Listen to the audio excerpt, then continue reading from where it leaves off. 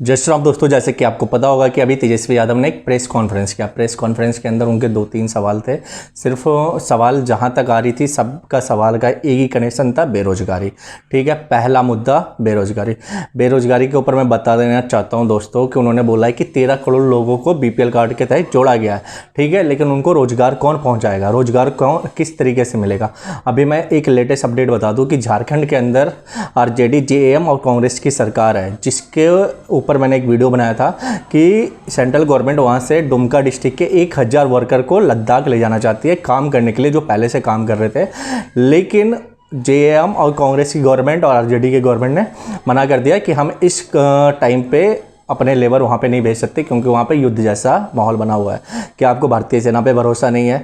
क्या आपको इस देश के एयरफोर्स या नेवी या फिर जो आर्मी है उस पर भरोसा नहीं है कि लेबर को हानिकारक पहुँचेगी? दूसरी चीज़, अगर आप इस तरीके से अड़चन लगाओगे, पहली बोलते हो कि हम जाने नहीं देंगे, एम्प्लॉयमेंट कौन रोक रहा है? आप रोक रहे हो। दूसरी ओर जो 1000 बंदे जाते हैं उनको रोज़गार मिलता, वो काम करते, उनके घर परिवार सही होता।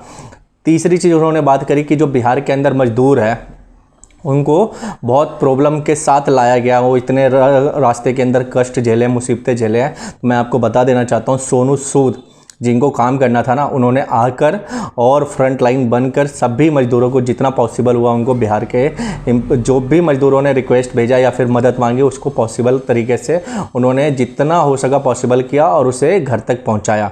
दूसरी चीज़, आरजेडी की पूरी टीम कहाँ सो रही थी? खुद तेजस्वी यादव एक दिल्ली के फार्म हाउस के अंदर चुपचाप क्वारंटाइन हो रखे थे, ऑन कॉल आते थे, वीडियो कॉलिंग आते थे और बच्चों दिया करके चले जाते थे। तीसरी चीज़ मैं बता देना चाहता हूँ कि बेरोजगारी आज से बिहार के अंदर नहीं है।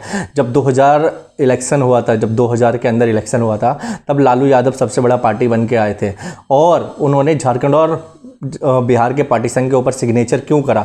जब उनको पता था कि सारे के सारे इंडस्ट्रियल हब झारखंड के अंदर है, सबसे ज़्यादा एनर्जी रिसोर्सेज झारखंड के अंदर है, तो उन्होंने इस सिर्फ सत्ता पाने के लिए कांग्रेस के आगे घुटने क्यों टेका और उन्होंने पार्टीशन के ऊपर सिग्नेचर क्यों किया?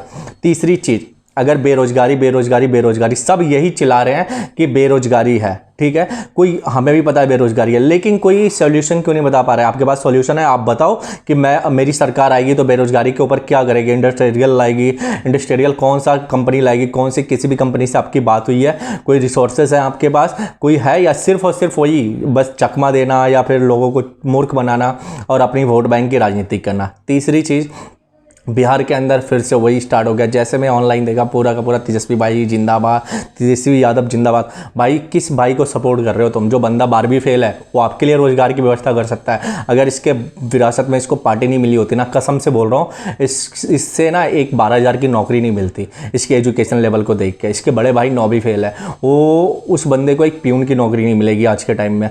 लेकिन विरासत में इसको पैसे मिले हैं, विरासत में इसको सरकार मिली है, विरासत के अंदर इसको पद मिले हैं, तो उसकी गुलामी कब तक करोगे? क्या यादवों में कोई पढ़ा लिखा नेता नहीं है? या पूरे बिहार के अंदर यादव आईएएस बनते, पीसीएस बनते, सारी चीज़ें बनते हैं? क्या वो एक अच्छा सीएम उम्मीदवार नहीं हो सकता आरजेडी के अंदर? कोई बड़ा चेहरा यादव दिखा दो जो आरजेडी के अंदर हो। नहीं है, क्योंकि सिर्फ और सिर्फ एक ही परिवार को आगे बढ़ाया जा रहा है। तीसरी चीज़, नीतीश कुमार भी चाहते तो अपना बेटा को यहाँ ला सकते थे और पॉलिटिकल में कनेक्शन कर सकते थे, क्योंकि नीतीश कुमार भी अब रिटायरमेंट की ओर जा रहे हैं, लेकिन नीतीश कुमार ने अपने बेटा को नहीं लाया। नीतीश को जेडीयू के अंदर एक बड़ा चेहरा ढूंढना पड़ेगा, क्योंकि नीतीश के बाद होगा कौन? ठीक है, लेकिन आरजेडी में फिक्स है कि लालू गए तो अब उनका बेटा आ गया, अब उनके बाद कोई और आ जाएगा। तो आप आंखें खोलो, सोचो समझो कि तुम्हारा कोई फ्यूचर नहीं है। 15 साल आपने देख लिया जंगल राज। आपको पता होगा कि 2000 इलेक्शन के बाद 2005 तक किस तरीके से बिहार के अंदर सिर्फ लूट घसूट और मारपीट हुआ था। बच्चे अगवा कर लिए जाते थे, किडनैप कर लिए जाते थे, सिर्फ यही चला है।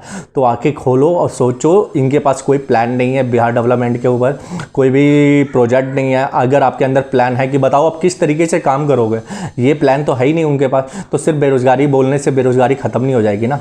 तो आप सोचो, सारी चीज़ें समझो और वोट देने से पहले सोच लो कि आपने 15 साल कैसे बिताए थे और आपको क्या फिर से वही दाग लाना है कि जो आपको पहले बोला जाता था कि आपके स्टेट की जो मुख्यमंत्री है वो अनपढ़ है, ठिप्पा मार है। क्या फिर से आपको यही करना है कि आपके स्टेट का जो मुख्यमंत्री है वो साला 12th फेल है?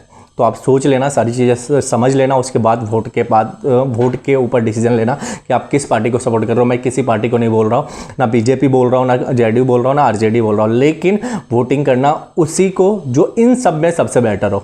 ठीक है, जब हमारे पास ऑप्शन नहीं होते ना, तो हमें देखा जाता है कि सबसे बढ़िया कौन सा ऑप्शन है, तो उस ऑप्शन को अपनाना चाहिए। और जय हिंद, वंदे मातरम, इस टाइप की टॉपिक मैं आपके सामने लाते रहूँगा, आपके साथ जुड़ा रहूँगा। जय हिंद, वंदे मातरम, जय श्री राम।